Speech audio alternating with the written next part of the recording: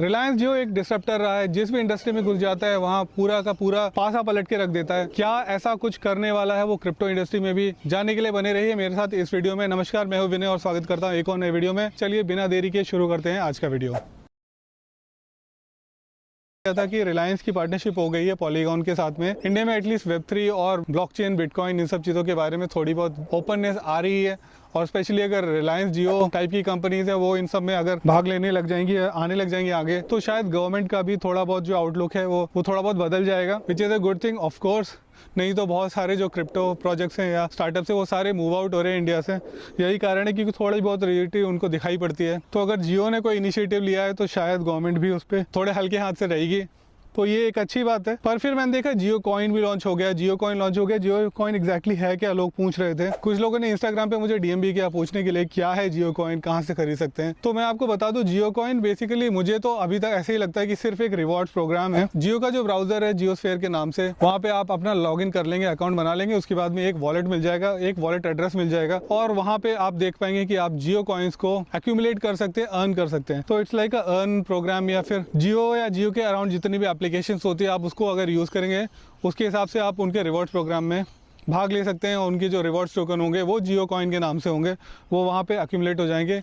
I think every quarter वो आपको एक साथ मिलेंगे। अब इसमें और बाकी रिवॉर्ड्स प्रोग्राम में अंतर क्या है वो मैं आपको समझा देता हूँ। जो सिंपल सा अंतर वो ये है कि इसको ये लोग कह रहे हैं कि जो इनके टोकन्स होंगे वो ब्लॉकचेन पे देंगे। वहीं पे आप देख पाते होंगे फ्लिपकार्ट है, फ्लिपकार्ट के भी काफ़ी सारे कॉइन्स बहुत दिनों से चल रहे हैं। या बहुत सारी ऐसे आपने एप्लीकेशन देखे होंगे जहाँ पे आपको रिवॉर्ड्स प्रोग्राम मिलते हैं, आपको कॉइन्स, टोकन्स, कोई भी पॉइंट्स के नाम से, अगर उसे वो पॉइंट्स कहते हैं तो पॉइंट्स, कॉइन्स कहते हैं तो कॉइन्स, बस आपको रिवॉर्ड्स के टोकन मिल रहे हैं। अब इन टोकन्स को आप बेच पाएंगे अगर उसकी कोई टेंजिबल वैल्यू बन के आती है तो हम इसे एक्चुअल क्रिप्टो करेंसी बोले भी। अगर आप इसे किसी को सेंड कर पाए, किसी से रिसीव कर पाए, तो हम इसे क्रिप्टो करेंसी बोले भी। अगर ये स्टैंड अलोन ऐसे टोकन है जो सिर्फ उनके सब्सक्रिप्शन को यूज़ करने के लिए या जो जियो का टोटल इकोसिस्टम है उनके साथ इंटरेक्ट करने के लिए अगर आपको काम में आने वाला है, वहाँ पे आपको शायद डिस्काउंट्स देने लग जाएं वो लोग, तो उस केस में this is nothing but a gimmick. क्योंकि अभी हाइप साइकिल चल रही है वेब3 की, हर 4 साल में आती है, तो अभी वही हो रहा है। हर आदमी वेब3, बिटकॉइन या क्रिप्टो करेंसी के अराउंड कंटेंट भी बनाना चाहता है और उस हाइप साइकिल का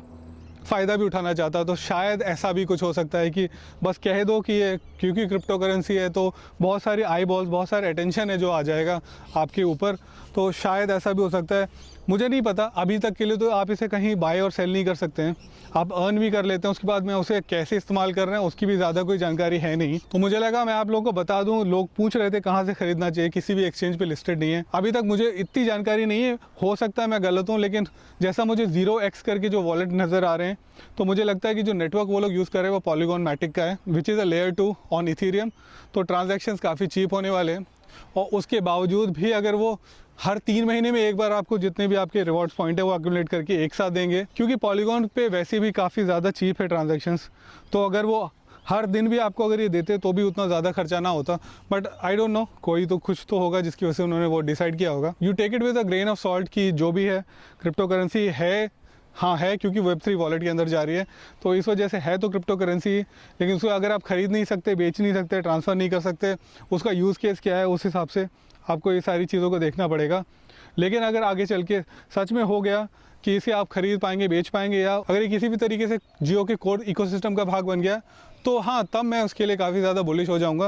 लेकिन उससे पहले मुझे देखना पड़ेगा कि ये कहाँ पे एक्सचेंज पे लिस्ट होता है नहीं होता है, अगर होता है तो किस एक्सचेंज पे होता है।